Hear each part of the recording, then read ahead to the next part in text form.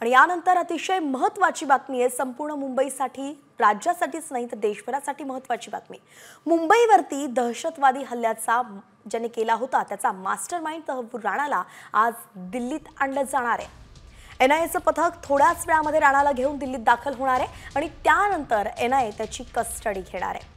दिल्लीतून मुंबईत आणून मग राणावरती खटला चालवला जाण्याचीही शक्यता आहे। मुंबईत त्याला आर्थर रोड जेलमध्ये कसाबच्या कोठडीत डांबणार असल्याचं आता सांगण्यात येत आहे।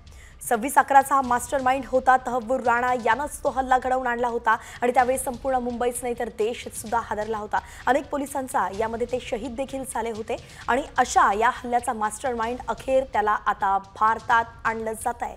थोड्याच वेळामध्ये नवी दिल्ली एअरपोर्टवरती त्याला आणलं जाईल आणि त्यानंतर मुंबईत आणून त्याला आर्थर रोडच्या जेलमध्ये ठेवण्यात येणार आहे। मुंबईत त्याला आणलं जाईल।